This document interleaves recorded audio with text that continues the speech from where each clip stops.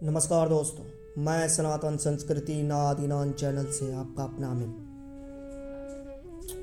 आज हम बात करते हैं शिवलिंग पर थूकने वाले एक इंसान के बारे में। क्या थी ये कथा, बात करते हैं। ये बात एक शिकारी की है जिसका नाम थिम्मन था। अपनी गुजर बसर के लिए उसके पास शिकार करने के अलावा और कोई रास्ता नहीं था।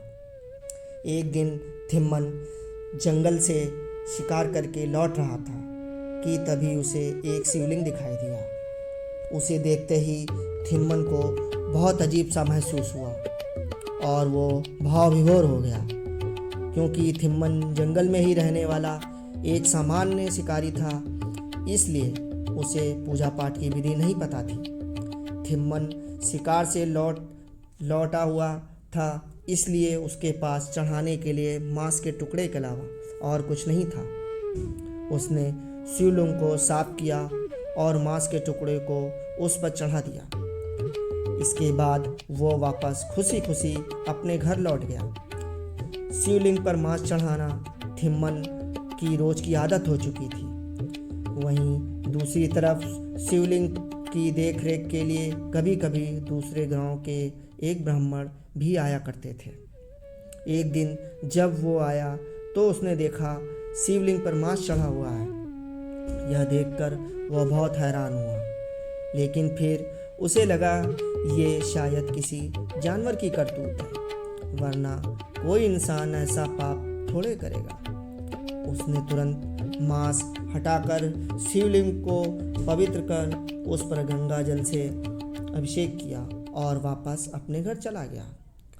अब थिम्मन हर रोज़ शिव जी पर मांस चढ़ाता और ब्राह्मण जब भी शिवलिंग पर मांस देखते तो उससे दुखी हो जाते। ब्राह्मण ने सोचते, भला कोई जानवर एक हरकत रोज रोज तो करेगा नहीं, फिर कौन है जो ये महापाप रोज कर रहा है। ब्राह्मण के पास सवाल तो बहुत सारे थे, पर उसका जवाब देना वाला कोई नहीं था।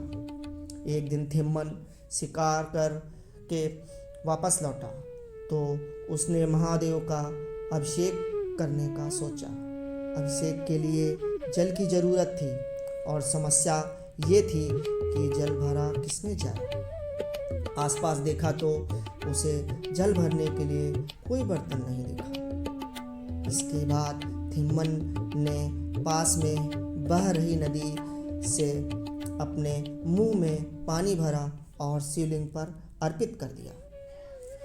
उसने फिर से मांस चढ़ाया और वापस अपने घर चला गया। जब ब्राह्मण देव आए तो वो देख के परेशान हो गए। आखिर कौन ये मूर्ख है जो आज शिवलिंग पर मांस के साथ साथ थूक कर गया है। ब्राह्मण परेशान हो गए और शिव जी से पूछने लगे, प्रभु आखिर कौन है ये जो आपको रोज अपवित्र करके चला जाता है? आप मुझे बताएं, मैं उसे सजा दूंगा।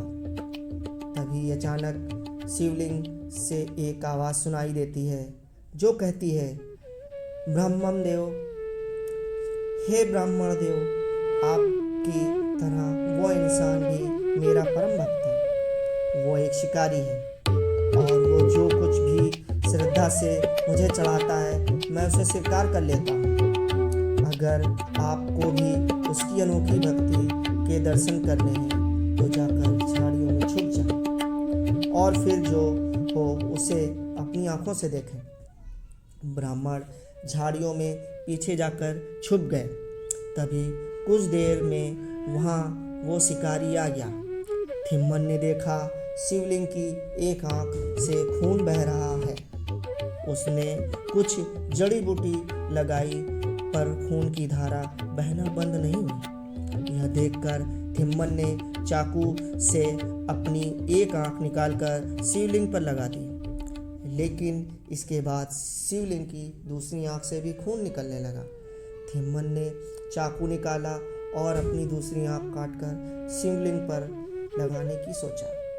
वो ऐसा करने ही वाला था कि तभी शिवलिंग से महादेव प्रकट हो गए।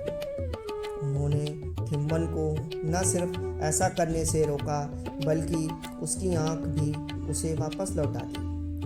भगवान भोलेनाथ ने उसे ये आशीर्वाद दिया कि सारे संसार में लोग तुम्हें कन्नप्पा नयनार के नाम से जानेंगे और तुम मेरे परम भक्त कहलाओगे।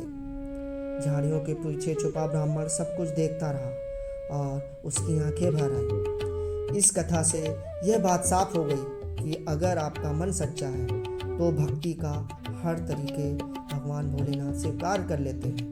प्रचलित कथाओं की माने तो धिम्मन ही अपने अगले जन्म में पांडु पुत्र अर्जुन था, जिसे श्री कृष्ण ने गीता का ज्ञान दिया था।